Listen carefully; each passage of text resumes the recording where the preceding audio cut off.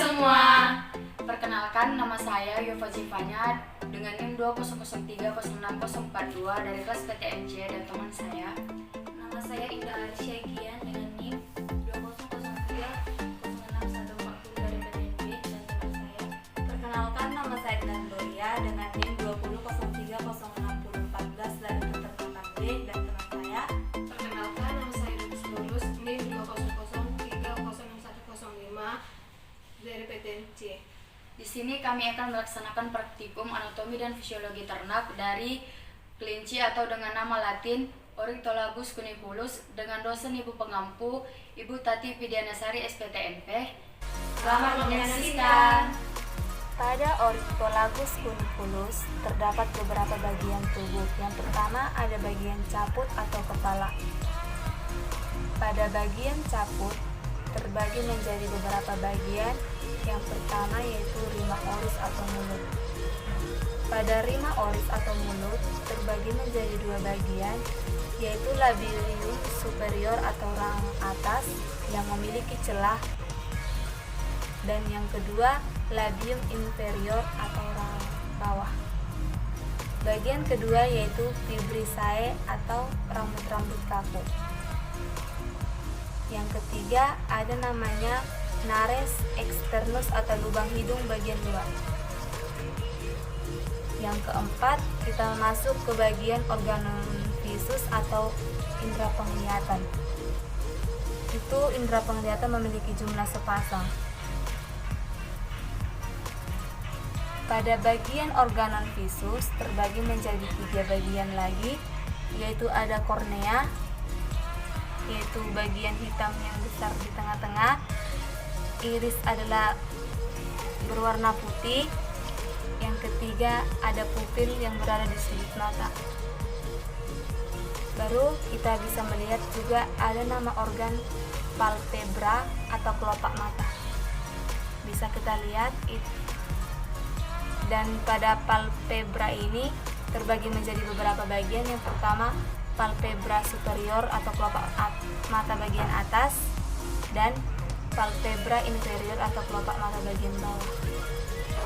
Dan organ kelima yaitu kita masuk ke organon auditus atau indera pendengaran. Pada indera pendengaran ini terdapat ada namanya pinnae atau daun telinga, dan porus acousticus externus yaitu lubang telinga bagian luar. Kita akan memasuki sistem saraf. Cerebrum yaitu otak besar dan otak kecil. Medulla spinalis yaitu yang ini. Baiklah, kita masuk ke bagian extremitas liberae. Extremitas liberae terbagi menjadi dua bagian, yaitu extremitas cranialis dan caudalis. Yang pertama extremitas cranialis yang tersusun oleh brasium atau tulang humerus. Ini dia. Ini atau tulang pergelangan atas ini. Kemudian kita masuk ke antebrasium, yaitu ada ulna dan radius. Ini ulna, ini radius. Kemudian kita masuk ke manus yang terdiri dari carpus, ini carpus, ke metacarpus atau telapak tangan ini, dan kemudian ada digiti yang terdiri oleh phalanges atau jari-jari. Ini adalah vesica pelea atau yang sering kita sebut kantong empedu berwarna hitam. Kemudian di sini juga ada namanya sternum atau tulang rusuk yang terdiri dari spine dan scapula. Kemudian kita masuk ke bagian ekstremitas caudalis. Pada ekstremitas caudalis terdiri dari femur atau tulang paha, ini dia. Kemudian kita masuk ke crus atau tulang tibia dan tulang fibula.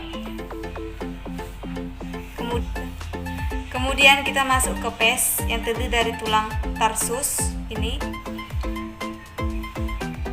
dan kita masuk ke metatarsus atau tulang telapak kaki. dan kemudian kita masuk ke palangis atau jari kaki. Baiklah, kita masuk ke bagian sistem pencernaan.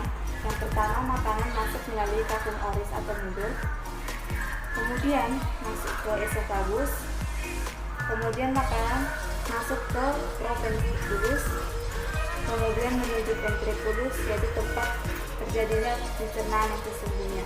Kemudian pada sistem pencernaan, setelah memasuki ventriculus, maka masuk ke intestinum tenio atau usus halus. Intestinum tenio terbagi menjadi 3 bagian, yaitu yang pertama ada duodenum, ini sampai ke sini, kemudian masuk lagi ke jejunum, ini sampai ke sini, dan kemudian masuk ke ileum atau usus kosong sampai ke sini. Setelah melalui tahap intestinum tenio, kemudian masuk ke intestinum crasum atau usus besar. Intestinum crasum ini terbagi menjadi 3 bagian.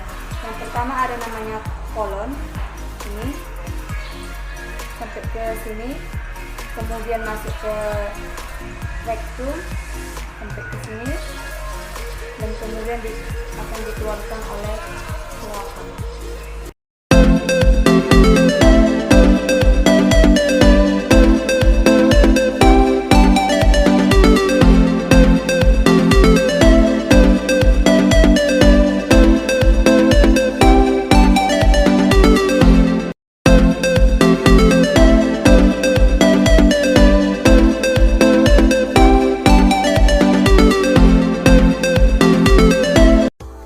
Selanjutnya itu sistem respirasi. Sistem respirasi dimulai dari nares atau hidung, kemudian masuk ke nostril, kemudian masuk ke trakea.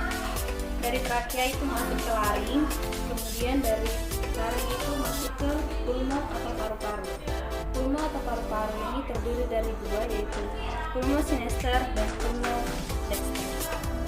Ini kita masuk ke sistem ekskresi yang dimulai dari ren.